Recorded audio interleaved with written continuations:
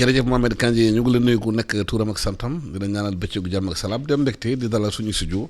Malick Kane Malick Kane nag professeur la fale ci Suisse te tamit nekk inventeur maanaam di créer mu fondé benn institut de études haute étude en énergie Malick Kane nag Suisse bu ñu ko waxee dañuy wax souvent mbirum PME PMI surtout formation professionnelle ñu bëri nee nañu Suisse ak Allemagne loolu bokk nañ xam ne moo leen may doole bay koom-koom ci àdduna bi naka la Suisse defaree programme boobu et surtout naka la Sénégal mun a inspiré wu ci loolu pour former xale yi bari nekk ci mbedd bi taxawaalu mun a am liggéey mun ci génn laata ñu xuus ci programme bi bu ñu war a waxtaanee. salaamaaleykum Alassane maa ngi lay nuyu di la sargal ñi ñuy déglu aussi waaw laaj bi nga laaj dafa am solo donc ndax li nga wax li nga démarré muy Suisse ak Allemagne ñoom dañu am histoire boo xam ni dafa am importance ci naka la ñuy gérer seeni PME ak naka la amee benn collaboration boo xam ni mi ngi entre école bi ak université yi ak donc les PME et les industries. loolu nag dama ciy jéem a inspiré wu ndaxte xaw naa fay yàgg tuuti def naa plus de 25 ans xam naa système bi naka lay doxee jaar naa dans l'industrie jaar ci formation professionnelle bi jaar ci formation universitaire bi ba tey jii nii donc yàlla def ma fay jàngale donc ci sama wàll googu moom laay jéem a xool ci la ma fa jëlee naka lay def ba ñëw fii nii au Sénégal def loo xam ni du ma wax ni copie lay doon waaye dafay doon loo xam ni dañ koy adapté pour xool naka lañ demee aider suñuy PME ak modèle boobu noonu ñu am en Suisse. waaw fii Sénégal dañoo gis que xale yu bari seen njàng yenn saa bu demee ba ci biir dina ma jafe-jafe am ay tolof-tolof xale yu bàyyi école taxawaalu ci mbedd yi bari ay chômeur te bari xamante ne amuñu formation ndaxte Sénégal bu ñu gisee boo soxlaa plombier bu baax da nga am jafe-jafe boo soxlaa menuisier bu baax da nga am jafe-jafe boo soxlaa électricien bu baax da nga am jafe-jafe ndaxte ñu bari ay tâcheron la ñu doon maanaam nekkuñ ci ay entreprise la employé boo wootee sax boo amee problème maanaam sa kër ak plombier ou bien ba électricien doo xam koy waxal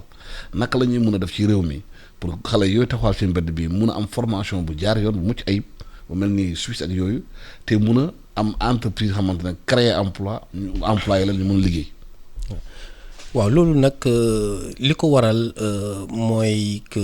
xëy na donc formation professionnelle bi bu njëkk donc fulaa luñ ko woon trop am na ay jéego nag yu ma gis ni mi ngi ci am fii nii ci Sénégal waaye Suisse ñoom dañu teel a jóg ci loolu mooy képp ku fay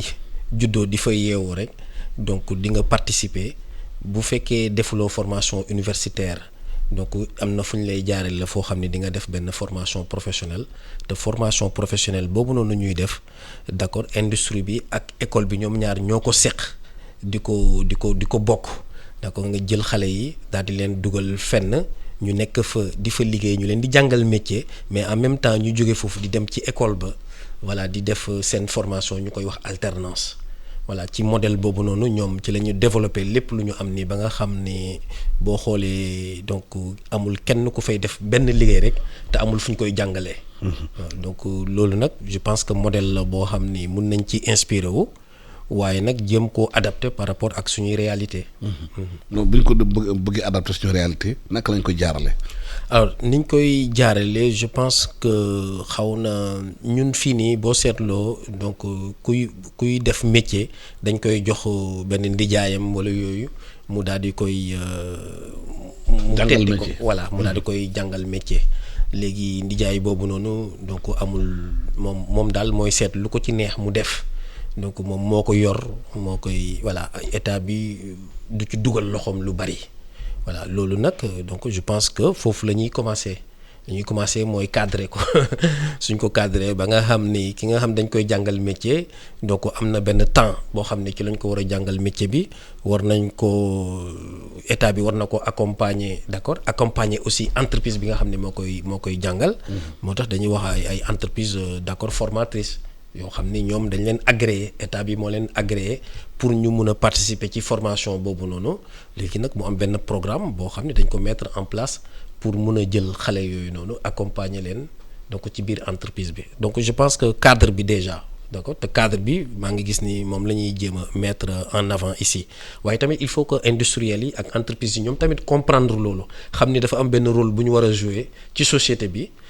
parce que ñoom demee d'accord dañu soxla ay employés yoo xam ne ñoom bu ñuy ñëwee dañuy opérationnel dès le départ et donc comme ñoom dañuy soxla loolu te dañ ko war a wuti mais ñoom ñu participer ci formation bu daal di koy comprendre daal di xam ni mbir yi du jël benn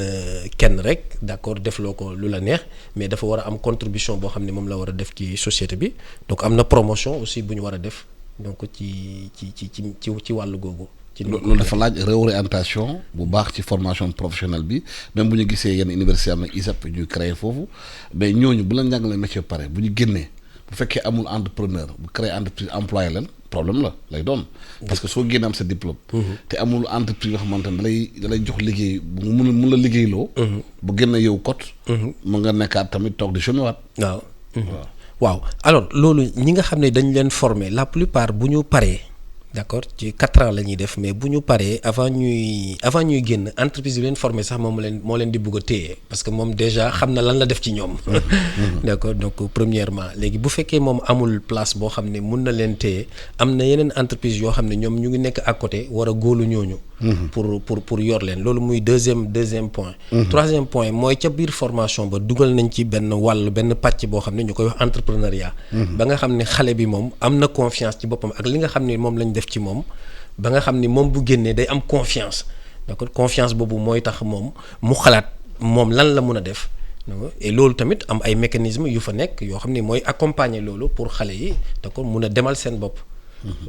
mais léegi ñun lu ñu constaté mooy ci métier yi Sénégal fii je gën a bëri ay tâcherons lañu mécanicien dañu yore seen atelier amuñu formation xëy na ci formation sur le tas bi nga ko waxee maçon yi amuñu formation aussi sur le tas nga ko gisee menuisier yi mu am ay conflits yu bëri am diggante ñoom ak seen client parce que da ngay jox sa maçon sa kër pour mu tabaxal la da ngay xuloog moom ba bëgg a dee parce que bu eggalee chantier bi dafay am 5-10 chantier yu mu tànjaaf mécanicien boo indee sa oto yenn saa au lieu nga paare la ko xëy na dañ lay créer panne sax pour nga ñëwaat loolu yëpp am na ci jafe-jafe am diggante population. loolu la ko indi ba ñàkk formation moo ko def. ñàkk formation waaw loolu wax nga ko quoi mooy ñàkk formation rek mooy nit ki moom boo ko formé wul wax ko nan la war a toogee nan la war a defee nan la war a doxee tamit. da ngay sonal sa bopp rek parce que dafay xool di tañax di demal boppam voilà loolu ñàkk formation moo koy def alors loolu nag ñun ci la ñu ni bien bu fekkee dañuy inspiré wu ci modèle yooyu noonu mooy li ma doon wax rek ci revenir ci cadre bi ñu war a mettre en place pour loolu deñ ndaxte loolu li ko waral yëpp ki nga xam ni amul formation te war na yëngatu ci dara il faut que mu dugg ci société bi te bu ci duggee tamit ni mu ciy duggee xëy na du neex société bi. waaw donc man je pense que ni cadre bi may wax noonu daal ci la ñu war a tënku lijjanti ko waxtaanee ko experts yi aussi war a mën a discuter ci seen biir d'accord ku ci nekk apporte ci sa contribution école bi xam ni moom tamit buy former mais mënul former seul dafa war a former en collaboration avec l'industrie léegi industriels yi xam yi tamit ñoom mënuñ toog à l'écart di recevoir ay ñoo xam ne bu ñu ñëwee dañuy opérationnel te ñoom bokkuñ d'accord ci contribuer ci formation boobu noonu léegi nag moo tax lëkkaloo bi war a am ñun nag ci lëkkaloo boobu lañ nekk et ci programme bi nii may wax nii en fait bi nga xam ni moom laay essayer mettre en place par rapport avec l'Institut des hautes études en énergie boo xoolee donc foofu la soqe ko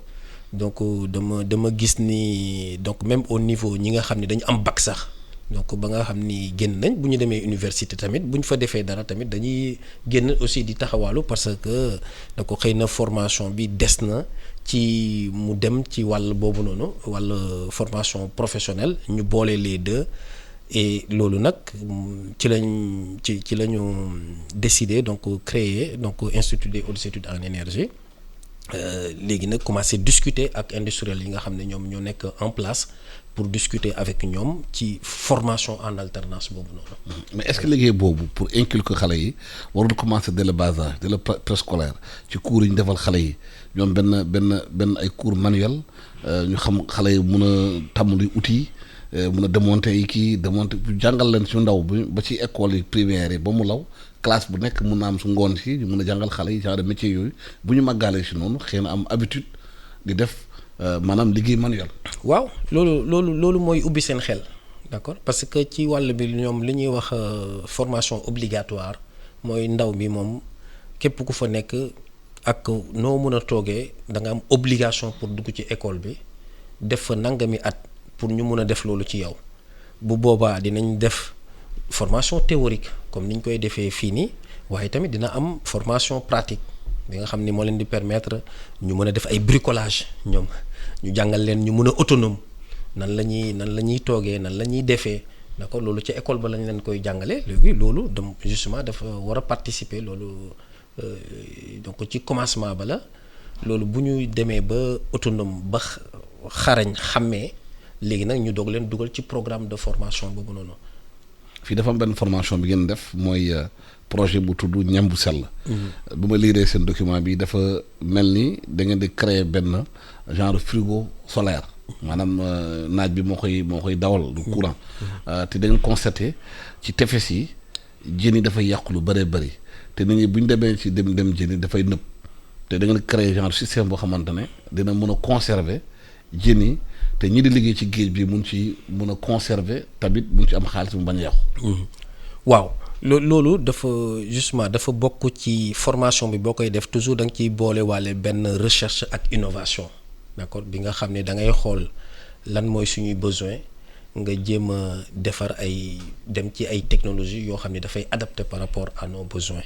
donc ci foofu la commencé ñu ne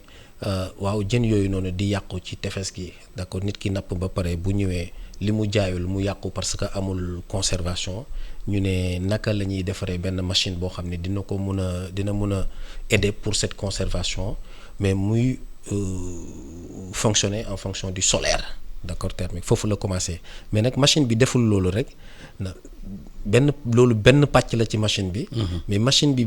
buy fonctionner dafay am chaleur bu ñuy récupérer suñ ko récupérer aussi loolu mun nañ ci sécher ay aliments donc d'un côté dañuy conserver donc avec le froid. d'un autre côté ñuy sécher et donc dafay doon une pierre deux coups voilà donc loolu mooy innovation bi nga xam ne moom la ñu rajouter d'accord ci machine bi loolu tamit day augmenter rentabilité bi day tax mu yomb pour mun a accessible waaw loolu nag ci la ñu liggéey ak étudiants yi pour montrer leen que ni ñun fii nii donc avec un peu de pédagogie on peut réfléchir ci suñuy besoins ba pare nag créer des machines yoo xam ne ñun ñoo koy defaral suñu bopp avec l'accompagnement bien sûr d'accord avec la collaboration. Voilà. Machine bi fii Sénégal lañ ko defaree. machine bi fii entièrement xale yi ñoo ci liggéey ñoo ko dessiner ñoo ko dimensionner ñoo ko calculer ñun ñu accompagner leen daal di leen wan naka la donc ci loolu tamit donc l'idée mooy ñu jàng ñoom naka lan mooy formalisme bi nga xam ne moom la ñu war a am pour développement d'une machine. Après artisans yi nekk fii aussi ñoom la ñu mandaté ñu daal di liggéey ak ñoom ñu daal di koy construire montrer ko tout ça nag c'est clair avec la collaboration donc de notre université HESO en Suisse bi nga xam ni ñoom donc ci ñoom laa sukkandiku pour mën a teg loolu. voilà collaboration la donc avec même l'école polytechnique ici nga xam ni ñoom tamit samay naataango yu nekk foofu. ñoom tamit participer ci projet bi en tout cas fii lañ ko defee entièrement. te machine boobu comme ni nga ko waxee dafay maanaam seddal. waaw jën yi. muy sécher yenn aliments yi. mun na sécher yeneen aliments ay mangue. wala muy sécher d'accord céréales xam nga fi mu ne nii donc pour transformer les aliments donc soit nga sécher soit nga seddal. waaw donc mun nga en fonction ni nga li aliments yi nga yor mun nga sax conserver benn lait fële en même temps donc en fonction du froid ba pare de l'autre côté ngay sécher d'accord du poisson ou autre voilà donc machine bi loolu lay def. waaw parce que dañoo constaté Sénégal fruits yi ba dafa yàqu. boo demee sud du pays Casamance ay mango ay madd ay banana lépp bu fekkee ñor na. faute de conservation dafay yàqu te ay xaalis bu bari moom mooy dem te mun nañu ko xëy na nañ ko waxee bu ñu ko conservé woon defar ko dina mun a gën a yokk pouvoir d'achat population bi est-ce que machine boobu ngeen defar am na benn système à quantité industrielle ngeen ko mun def population bi ñu ko bëggee jot tamit est-ce que am nañu moyen jot machine boobu pour mun ci liggéey. waaw waaw loolu benn pàcc la woon boo xam ni donc ñu ngi koy continuer di ko étudier parce que condition la woon pour dire que nan la ñuy def pour machine bi ñu mun ko defar fii waaye tamit mu mun a accessible mais xam nga boo naan accessible aussi accessible pour les populations yi nga xam ne ñoom ay utilisateurs lañ mais aussi accessible pour l'industriel parce que industriel yi ñu nga xam ne ñoom ñooy transformer ñoom tamit ils ont des besoins de froid ils ont des besoins de séchage d'accord mu accessible ci ñoom donc ça veut dire que donc dañuy xool ci li ñuy def nii li ñuy njëkk a def mooy benn proto de démo bi nga xam ni mooy wane ni mun nañ ko defar fii nii wane ko démontrer fonctionnement am après léegi nag ñu daal di xool déclinaison possible yi daal di wax ni mun nañ def benn bu ndaw boo xam ni moom pour les femmes ñi nga xam ni ñoom dañuy transformer boo xam ni mooy gën a moins cher mooy gën a yomb pour ñoom donc pour ñu mun ko transporter pour ñu mun ko utiliser def boo xam ni day d'accord c'est mooy yemba mbaay donc pour les PME def boo xam ni moo gën a mag pour industriels yi waaw yooyu noonu études yooyu tamit dafay continuer accompagner mooy li ñuy wax industrialisation donc booy defar machine moom il y a différentes phases il y a le prototypage il y a l'industrialisation et il y a la commercialisation donc ñu ngi nekk ci discussion yooyu noonu la Suisse di ñu ci accompagner aussi le même programme bi nga xam ne donc moo accompagner woon projet bi continuer di ñu accompagner par rapport à ces études d'industrialisation. lan mooy taxawaay état bi ci loolu ci projet boobu. waaw bon pour l'instant donc amagul implication bu ngand ak état bi donc parce que initiative d'accord personnelle la woon donc avec des étudiants yu jóge woon en Suisse. ñu boole leen avec quelques collègues universitaires yu nekk UGB avec l'école polytechnique ensemble ñu defoon fi benn séminaire en 2019 pour discuter un peu ci le projet boobu juddoo après bi ma demee laa ko continuer pour trouver financement pour continuer pour l'instant ça reste dans le domaine universitaire mais aussi avec les PME yi nga xam ni ñoom laa liggéeyal d'accord pour ñu mun ko mettre en place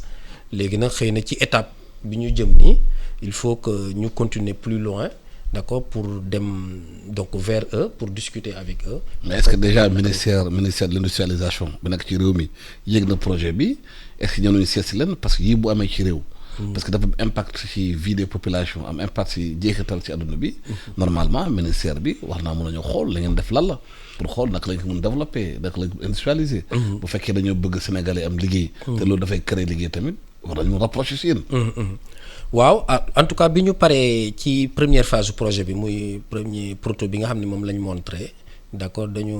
ci mois bi passé nii juin dañu organiser benn séminaire de restitution justement pour montrer li nga xam ne moom lañ def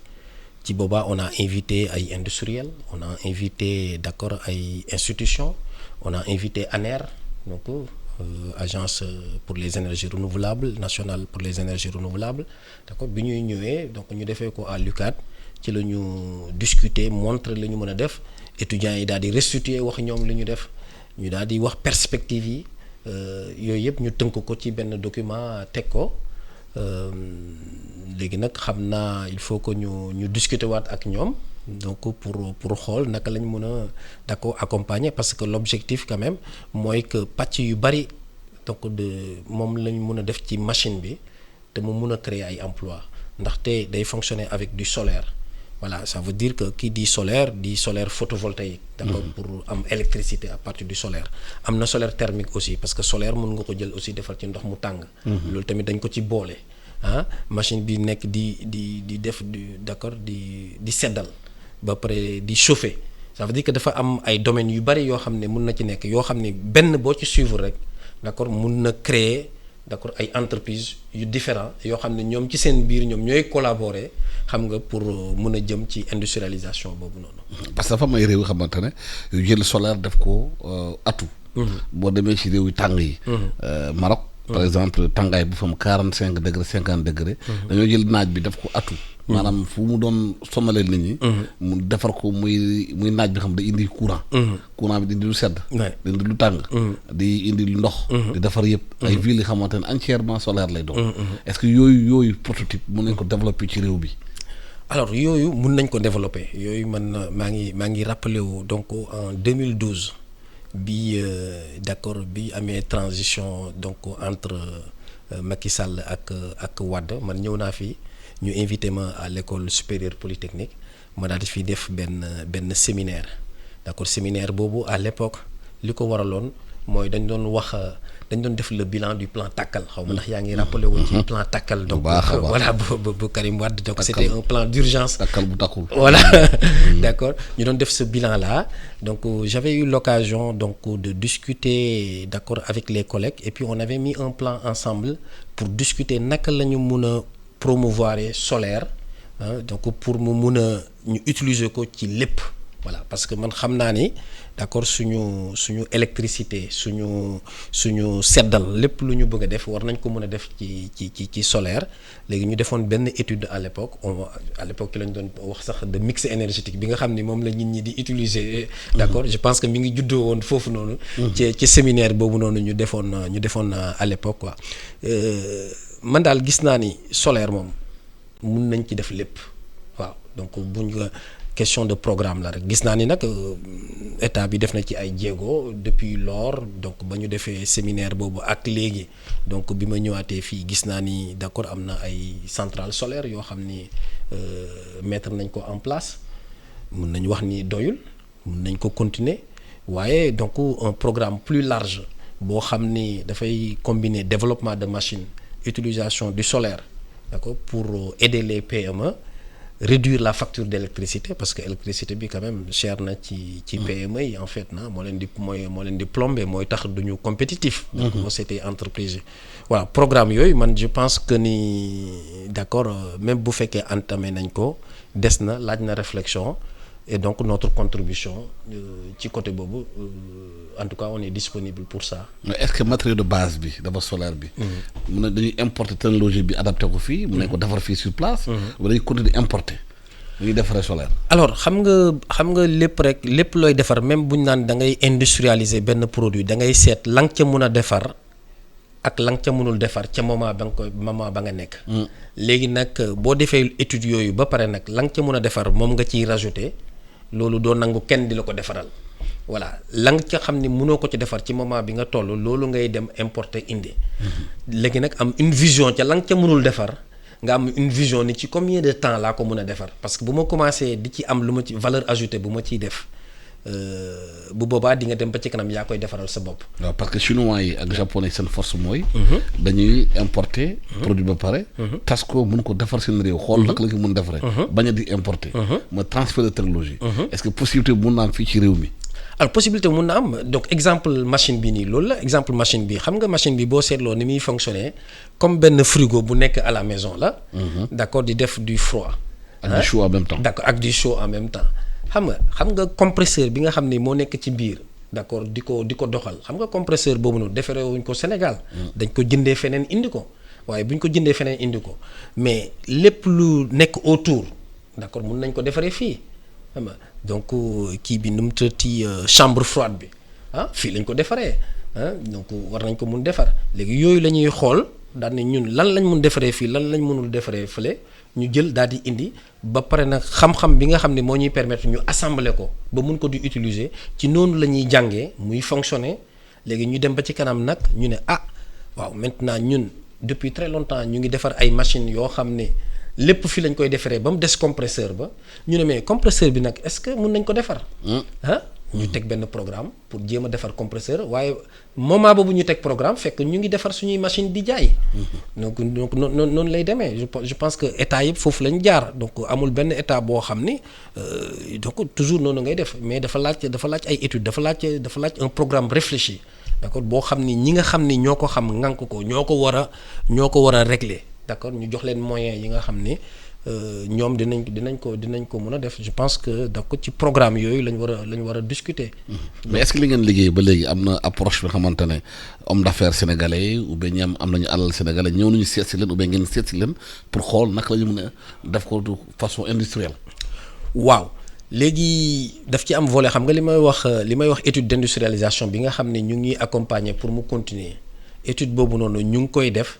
finalité bi xam nga mooy lan finalité bi mooy da ngay génne lu ñuy wax business plan d'accord parce que mais business plan détaillé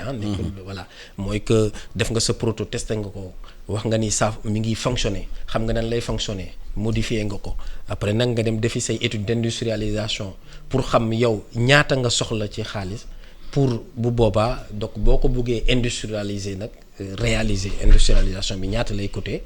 bu boobaa nag nga créer li nga xam ni mooy dem ci start-up yi nga xam ne ñoom la ñu war a créer d'accord ñoom nag ñu daal di dem nag commencer dem xooli fan lañ mën a jëlee financement ci partenaires yooyu noonu donc loolu benn yoon la. benn yoon la ñun yoon boobu lañ jël waaye tamit nag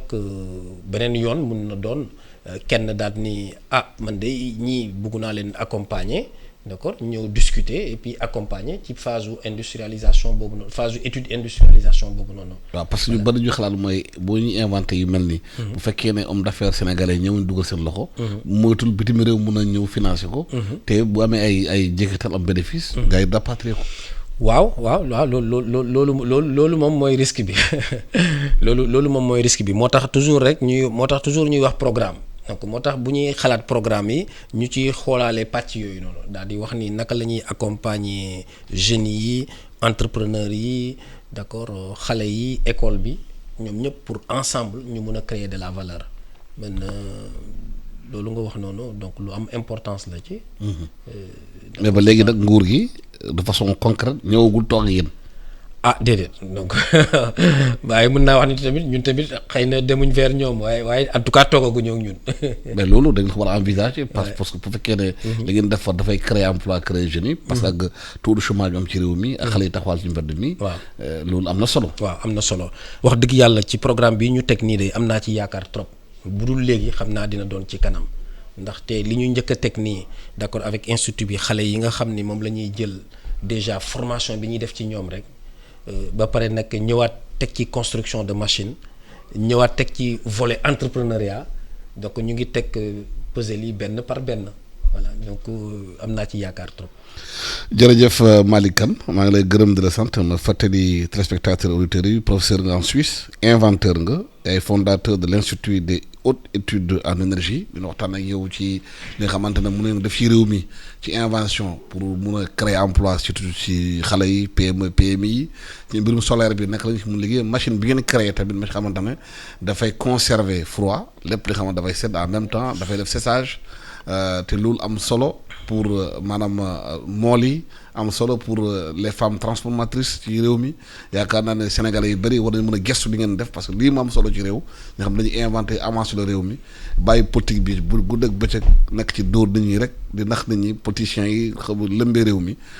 yéen la war a gën a mën a xalaat en tout cas fii képp kuy inventé sénégalais mën a indi dara mën a avancé le réew mi am nga fi place da lay invité nga ñëw waxtaan ak ñun maa ngi la gërëm di la sant ñaan la bëccëg jàmm ak salaam di gërëm Serigne Saliou nekk ci technique bi ñu yendoog jàmm